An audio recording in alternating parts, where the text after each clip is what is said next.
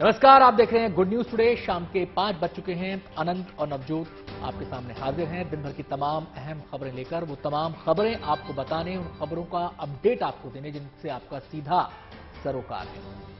तो चलिए खबरों के सिलसिले की शुरुआत करते हैं और सबसे पहले बात सीमा के सजग प्रहरियों की करते हैं, जिन्होंने एक बार फिर से सीमा पार की नापाक साजिश को नाकाम कर दिया है। पंजाब बॉर्डर पर एक बार फिर से पाकिस्तान की ओर से भारतीय सीमा में ड्रोन वाली हरकत देखी गई। गुरदासपुर के कमालपुर पोस्ट पर ड्रोन के दिखते ही बीएसएफ के जवान एक्शन में आ गए। उन्होंने ड्रोन पर फायरिंग शुरू कर दी और उन्होंने 20 राउंड फायरिंग की। रविवार रात करीब 10:10 पर पाकिस्तान की ओर से आए ड्रोन को देखा गया, लेकिन बॉर्डर सिक्योरिटी फोर्स के जवानों ने तेजी से कार्रवाई करते हुए ड्रोन को पाकिस्तान की तरफ लौटने पर मजबूर कर दिया। इसके बाद बीएसएफ के जवानों ने इलाके में तलाशी अभियान भी चलाया। पिछले 3 दिनों में ये तीसरा मौका था जब पाकिस्तान की ओर से आए ड्रोन को देखा गया। आपको बताएं कि लगातार ये ड्रोन वाली साजिश सीमा पार से हो रही है और ड्रोन का इस्तेमाल अलग अलग नापाक मंसूबों को पूरा करने के लिए किया जा रहा है। ड्रोन का इस्तेमाल हथियारों की ड्रॉपिंग के लिए किया जाता है। ड्रोन का इस्तेमाल नशीले पदार्थों की तस्करी में भी हो रहा है। हालांकि बीएसएफ के जवान बॉर्डर पर हमेशा सजग रहते हैं, चौकस रहते हैं और यही वजह है कि हाल फिलहाल की बात करें तो काफी ड्रोन्स को मार भी गिराया गया है, कुछ ड्रोन्स को पीछे लौटने पर मजबूर किया गया है और इसी चौकसी का नतीजा है कि ये साजिश एक बार फिर से नाकाम हुई है। और अब बात दिल्ली वालों को मिले केजरीवाल सरकार की सौगात की कर लेते हैं। प्रदूषण मुक्त दिल्ली के लिए सरकार ने एक और कदम बढ़ाते हुए 50 इलेक्ट्रिक बसों को पब्लिक ट्रांसपोर्ट के काफिले में शामिल किया है। राजघाट डिपो पर 50 इलेक्ट्रिक बसों को हरी झंडी दिखाने पहुंचे मुख्यमंत्री अरविंद केजरीवाल ने इसे बड़ी उपलब्धि बताया है। मुख्यमंत्री अरविंद केजरीवाल ने कहा कि दिल्ली में अब 7,379 बसें हो गई हैं, जिसमें 300 इलेक्ट्रिक बसें शामिल हैं। सार्वजनिक बस सेवाओं को मजबूत करने के साथ साथ प्रदूषण मुक्त दिल्ली बनाने के मकसद से इलेक्ट्रिक बसों को तवज्जो दी जा रही है। जाहिर है इससे दिल्ली वालों को बस में सफर करने में भी सुविधा होगी। आज बहुत खुशी का दिन है कि आज 50 और बसेस इलेक्ट्रिक बसेस दिल्ली के लोगों को सड़कों पे मुहैया होने जा रही हैं। इसके साथ हमारी अब 300 इलेक्ट्रिक बसेस हो गई हैं दिल्ली के अंदर। बहुत कम समय में हमने इतनी सारी इलेक्ट्रिक बसेस एक्वायर कर ली हैं। इसके लिए मैं सभी ऑफिसर्स का, जिन्होंने बड़ी मेहनत करके ये सारी प्रोसीजर्स पूरे किए, उनको भी बधाई देना चाहता हूं और दिल्ली के लोगों को बधाई देना चाहता हूं कि ये सुविधा उनके लिए उपलब्ध हो रही है। और अब आपको दिखाते हैं एक ऐसा ब्रिज जिसे देखकर आप हैरान रह जाएंगे। पेड़ों की जड़ों से बने इस पुल को लिविंग रूट ब्रिज के नाम से जाना जाता है, जिसे देखकर लोग दूर दूर से यहां पर पहुंच रहे हैं। ये रूट ब्रिज है मेघालय के चिरापुंजी में, जो जगह देश में सबसे ज्यादा बारिश के लिए जानी जाती है। लेकिन यहां एक ऐसा पुल भी है जो पेड़ों की जड़ों से ही बना है और इस पुल पर 50 लोग एक साथ गुजर सकते हैं। और इस पुल को देखने जो लोग आते हैं नवजोत, एक साथ उनकी 2 ख्वाहिशें पूरी होती हैं। पहली बात तो ये इस अनूठे ब्रिज को देखने का मौका मिलता है और दूसरी बात ये कि प्रकृति के जो खूबसूरत नज़ारे हैं उनको भी वो निहार पाते हैं। हालांकि ये पेड़ों की जड़ों से बना ब्रिज है, लेकिन यहाँ के जो स्थानीय लोग हैं उन्होंने भी इसको बनाने में खासी अहम भूमिका निभाई है। इस पुल तक पहुंचने के लिए 3200 सीढ़ियों का सफर तय करना पड़ता है, लिहाजा वहां तक पहुंचना ज्यादा मुश्किल नहीं होता। लेकिन फिर उतनी सीढ़ियां चढ़कर लौटना चुनौती की तरह है, खासकर बुजुर्गों के लिए। बावजूद इसकी बड़ी संख्या में लोग इस अनोखे रूट ब्रिज का दीदार कर रोमांच का एहसास लेने के लिए यहां पहुंचते हैं।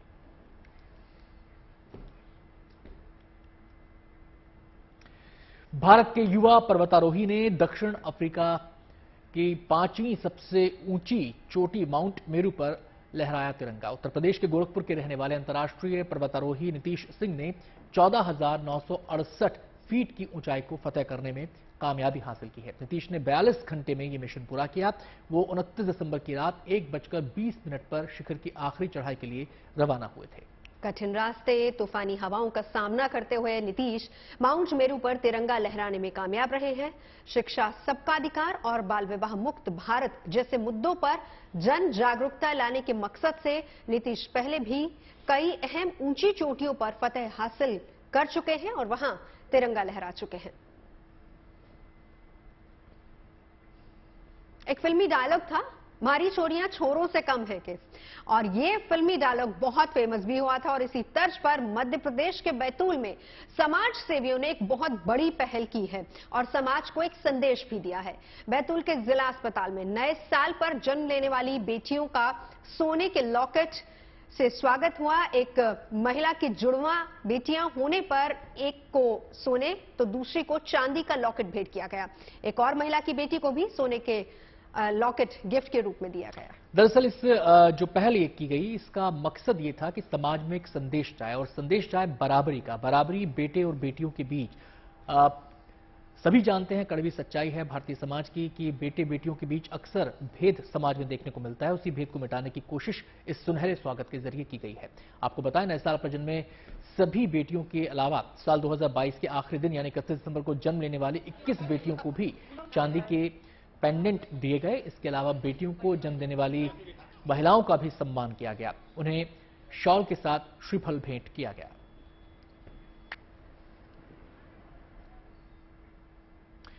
रुख करते हैं हरियाणा का। हरियाणा के सोनीपत में सोशल मीडिया ऐसा जरिया बना कि एक युवा ने खेती में कमाल कर दिखाया और अब वो बाकी युवाओं के लिए प्रेरणा का स्रोत बन गया है।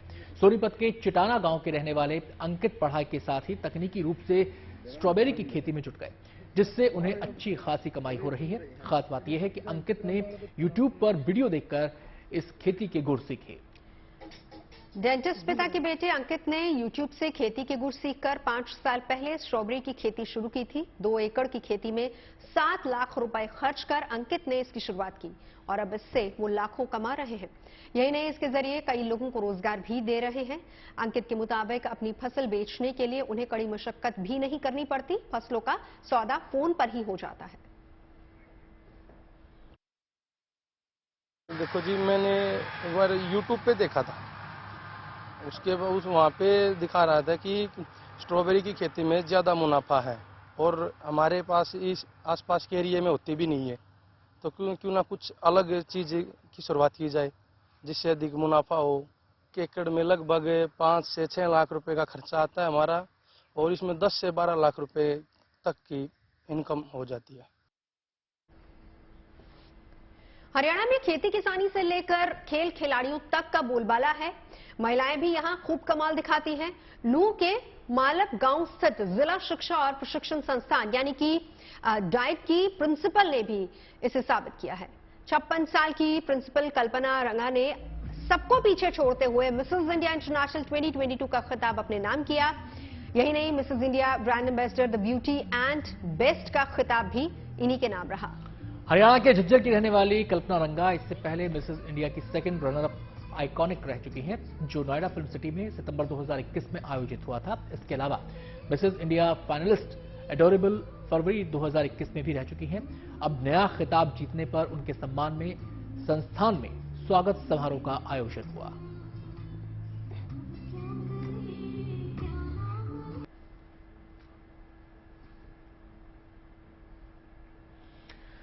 रुख करते हैं बिहार का, जहां धूमधाम से बनाया गया दरभंगा जिले का 149वां स्थापना दिवस। इस खास मौके पर दरभंगा के डीएम राजीव रोशन ने 149 कैंडल्स जलाकर केक काटा। कार्यक्रम के लिए कलेक्ट्रेट परिसर को आकर्षक रूप से सजाया संवारा गया। बिहार के नक्शे के साथ साथ दरभंगा जिले के नक्शे, पान, मखान और बिहार सरकार के लोगों को मिलाकर खूबसूरत रंगोली भी बनाई गई, जो लोगों का ध्यान अपनी ओर खींच रही थी। जिला स्थापना दिवस के मौके पर लहरियासराय में स्कूली बच्चों और स्थानीय कलाकारों ने मनमोहक रंगारंग कार्यक्रम भी पेश किया। इस मौके पर डीएम राजीव रोशन ने जिले के निवासियों को बधाई संदेश दिया। ये जानना भी जरूरी है कि दरभंगा जिले की स्थापना कब हुई थी, तो बता दें कि इसकी स्थापना 1 जनवरी 1875 को हुई थी।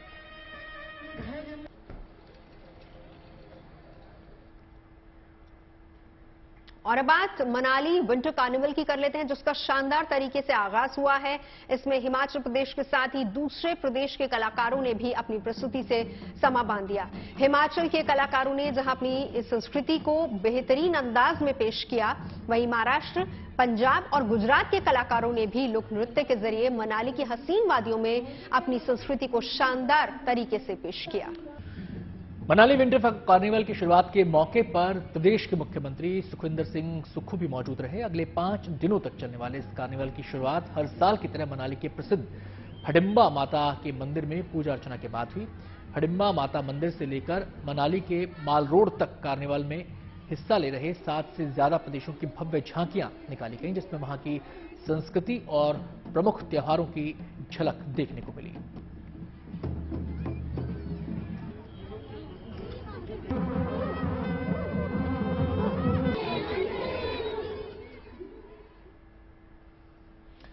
विंटर कार्निवल की तस्वीरें आपने देख ली, यानी ठंड में उत्सव, और ये ठंड जो है उत्तर भारत में कुछ ज्यादा ही असर दिखा रही है। चंडीगढ़ में तो कोहरे ने अपना ऐसा रूप दिखाया कि लोगों को यहां सुबह के वक्त भी गाड़ियों की लाइट जलानी पड़ गई। और मौसम विभाग के मुताबिक पंजाब, हरियाणा और चंडीगढ़ में ठंड का आलम ये रहा कि कई इलाकों में तापमान 6 से लेकर 2 डिग्री तक पहुंच गया। उत्तर भारत में कड़ाके की सर्दी और घने कोहरे का सितम लगातार जारी है।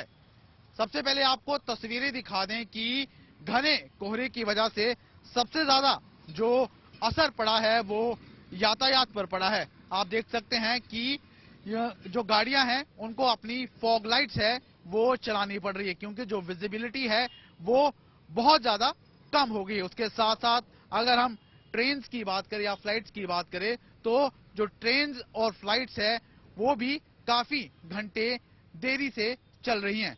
उसके साथ साथ आपको बता दें कि मौसम विशेषज्ञों की माने तो आने वाले 1 हफ्ते तक और ज्यादा सर्दी और घना कोहरा पड़ेगा, जिससे लोगों को और ज्यादा ठंड से जूझना होगा।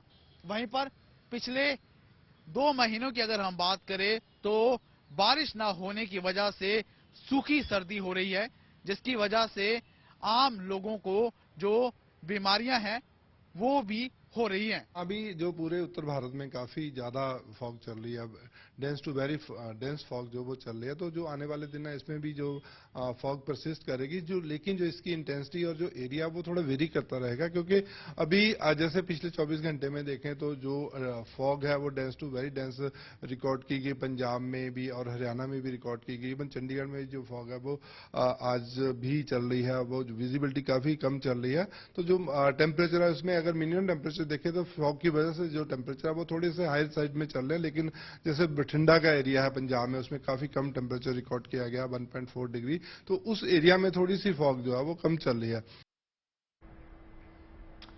और अब बात करेंगे संगम नगरी प्रयागराज की। यहां माघ मेले की तैयारियां आखिरी दौर में है। 6 जनवरी यानी शुक्रवार से माघ मेले की शुरुआत होगी, जिसमें लाखों श्रद्धालुओं के पहुंचने की उम्मीद है। ऐसे में यहां सुरक्षा से लेकर श्रद्धालुओं के स्वास्थ्य तक की सुविधाओं का पूरा ध्यान रखा जा रहा है। हर सेक्टर में एक सेक्टर मजिस्ट्रेट और डीएसपी की तैनाती की गई है। मेले में 10 सुविधा केंद्र बनाए गए हैं। 500 बेड की डॉर्मेट्री भी मेला क्षेत्र में बनाई गई है। और इसके साथ ही ड्रोन कैमरे से मेले की निगरानी व्यवस्था भी होगी। अरैल क्षेत्र में 20 टेंट की टेंट सिटी बनाई जा रही है। माघ मेले में 14 थाने, 38 पुलिस चौकियां, 15 फायर स्टेशंस बनाए गए हैं। 2500 पुलिस वालों की तैनाती यहां पर होगी। स्वास्थ्य विभाग की मदद से सर्विलांस टीम बनाई गई है जो कोविड की जांच भी करेगी। और खास बात यह है कि इसे महाकुंभ से पहले की रिहर्सल के तौर पर देखा जा रहा है। जनवरी 2025 में प्रयागराज में संगम किनारे महाकुंभ लगना है।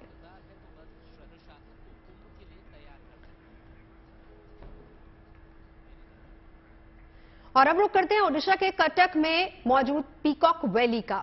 एक मशहूर कहावत है कि जंगल में मोर नाचा किसने देखा, लेकिन कटक के इस गांव में जब मोर नाचते हैं तो दुनिया देखती है।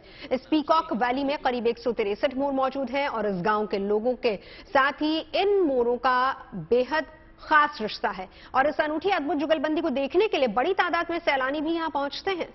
इस इलाके से मोरों का रिश्ता 1999 में शुरू हुआ था, जब सुपर साइक्लोन की वजह से बड़ी तादाद में मोरों ने फायरिंग रेंज से सटे इस इलाके का रुख किया।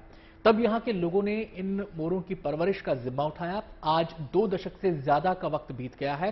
वक्त के साथ मोरों के साथ यहां के लोगों का रिश्ता मजबूत होता जा रहा है।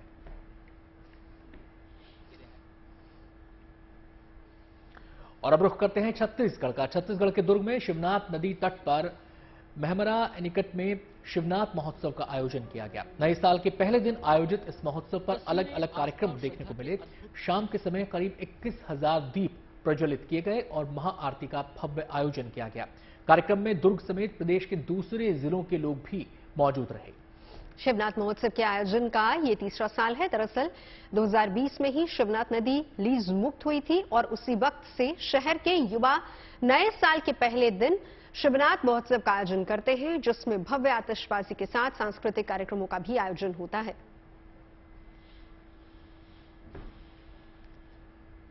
शिरडी के साईं बाबा और उनके भक्तों का रिश्ता अनूठा है।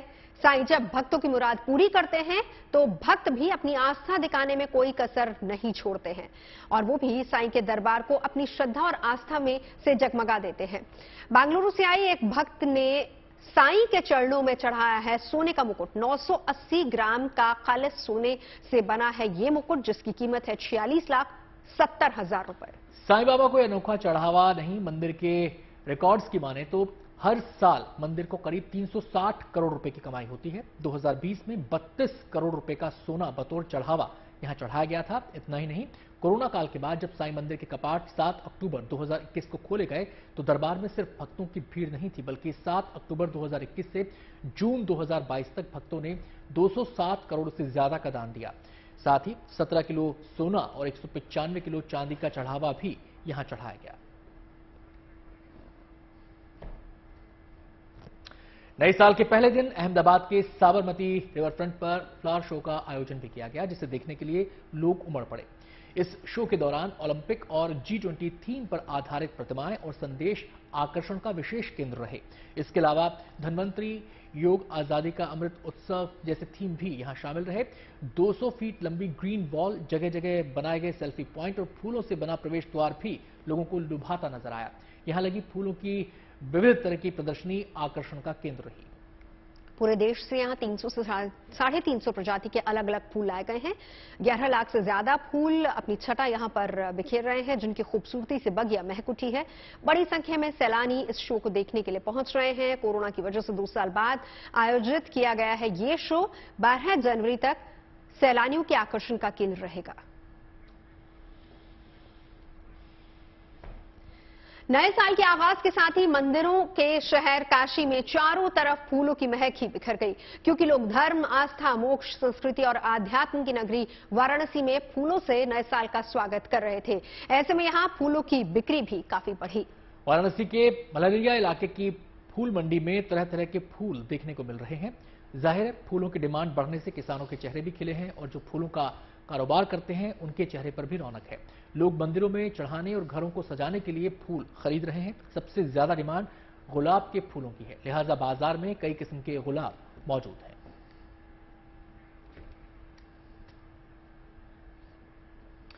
नए साल की शुरुआत के साथ असम के कामरूप जिले में चंदूबी महोत्सव का आगाज हो गया। इसका मकसद दूर दूर से पर्यटकों को आकर्षित करना तो है ही, इस फेस्टिवल का मुख्य मकसद कामरूप जिले की जैव विविधता को बढ़ावा देना है। बिल्कुल, ये मेला गुरुवार तक जारी रहेगा और इसमें पारंपरिक खेल, इलाके के खाने पीने की चीजें, शिल्प प्रदर्शनी लोगों को देखने को मिलेंगी और इन सब के अलावा कई सांस्कृतिक कार्यक्रम भी यहां पर आयोजित किए जा रहे हैं। तो इन तस्वीरों को देखिए आप, ये कामरूप जिले की तस्वीरें हैं जहां चंदूबी महोत्सव का आयोजन किया गया। आपको बता दें कि हर साल चंदूबी नदी के किनारे इस महोत्सव का आयोजन नए साल के मौके पर किया जाता है और इस महोत्सव का जो मकसद है वो ये है कि जो स्थानीय लोक संस्कृति है उससे लोग रूबरू हों। इस महोत्सव का हिस्सा बनने के लिए न केवल कामरूप जिले के लोग आते हैं बल्कि आसपास के जिलों से भी लोग आते हैं और जैसे जैसे इसकी ख्याति फैल रही है प्रदेश के बाहर के लोग भी इस महोत्सव का हिस्सा बनने के लिए आते हैं। यहाँ पर लोक नृत्य संगीत का आयोजन तो होता ही है, इसके अलावा जो लोक कलाकार हैं वो अपनी शिल्प कला से भी लोगों का ध्यान अपनी तरफ खींचते हैं।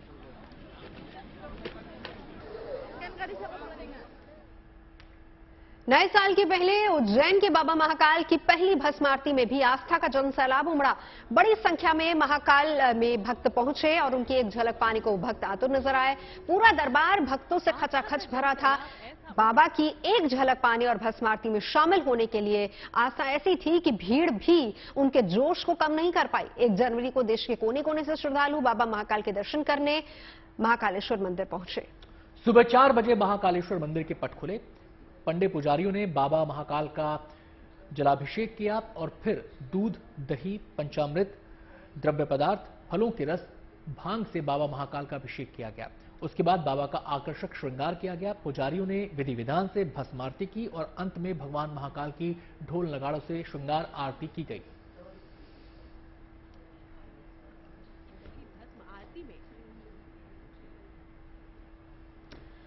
आपको बता दें कि उज्जैन के महाकालेश्वर मंदिर की बड़ी महत्ता है। प्रशासन को भक्तों की भीड़ का अंदाजा था, इसलिए यहां व्यवस्था भी पुख्ता की गई थी। भारी संख्या में श्रद्धालु बाबा महाकाल के दर्शन करने के लिए यहां पहुंचे थे।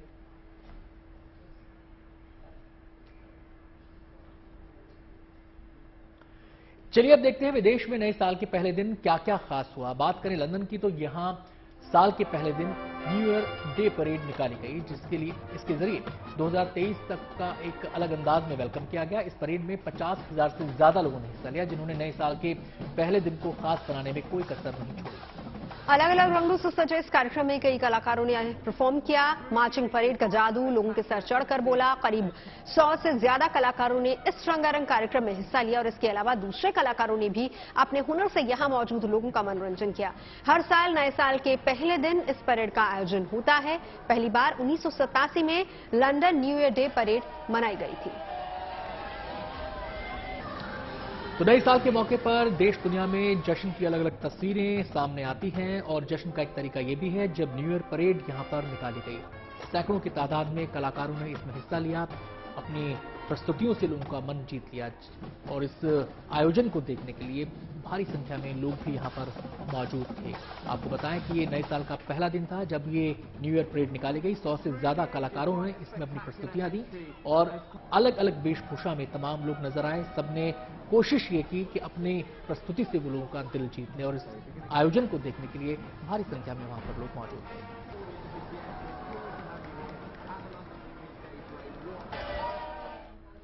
और वहीं हॉलैंड में भी साल का स्वागत अलग अलग तरीके से हुआ। यहां हॉलैंड की राजधानी द हेग में बड़ी संख्या में लोग पहुंचे। नए साल के पहले दिन समंदर में डुबकी लगाई। असल में इन दिनों पूरे यूरोप में कड़ाके की ठंड पड़ रही है और इसके बावजूद ये लोग समंदर किनारे पहुंच गए और डुबकी लगाई। समंदर की तरफ दौड़ते हुए इन लोगों को जिसने भी देखा वो भी खुशी से झूम उठे। यहां बर्फीले पानी में कई बार डुबकियां लगाई गई। बताया गया कि पूरे हॉलैंड में अलग अलग जगहों पर 50,000 से ज्यादा लोगों ने इसी तरह ठंड की परवाह किए बगैर समंदर में डुबकी लगाकर नए साल का स्वागत किया, जिनमें बड़ी संख्या में महिलाएं भी शामिल थी और पुरुष भी शामिल थे।